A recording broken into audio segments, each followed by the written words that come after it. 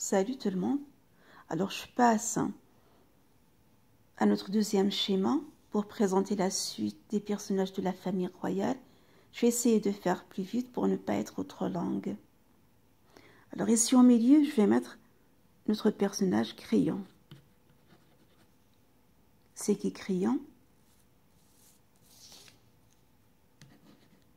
C'est le roi de Thèbes, le roi de Thèbes.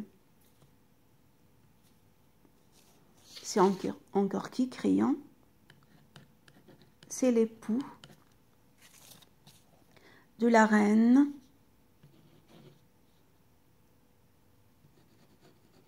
Eurydice. Crayon, c'est aussi le père de qui? Oui, d'Aimant, le jeune Aimant. Crayon, c'est aussi l'oncle maternel de notre personnage principal, tragique, Antigone.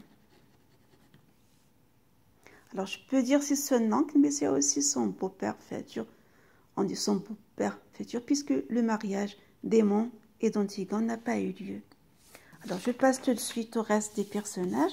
Ce sont donc des roturiers. C'est les premiers, on les appelle des nobles. Et si nous avons des roturiers. Alors, je vais mettre ici noble qui s'oppose à roturier. Les noms nobles.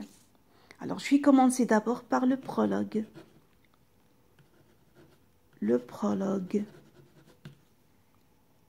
Le prologue, c'est un personnage qui présente les différents personnages de la famille royale et des personnages en action sur scène dès le départ, et puis il va disparaître à jamais.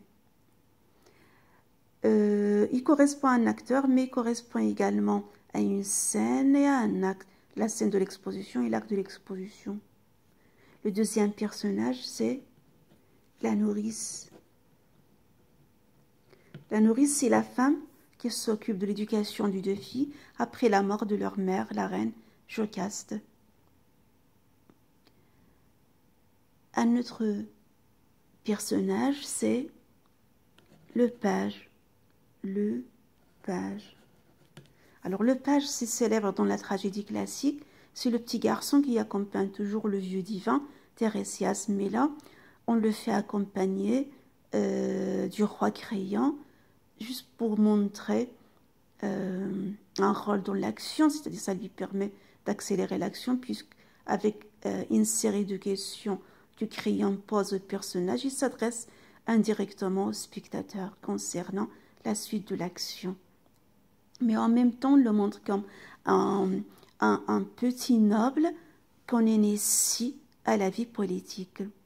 Alors, nous avons comme autre personnage le messager. Le messager. Alors, comme son nom l'indique, le messager, c'est lui qui va annoncer la mort des personnages principaux. Nous avons un autre personnage, c'est le cœur.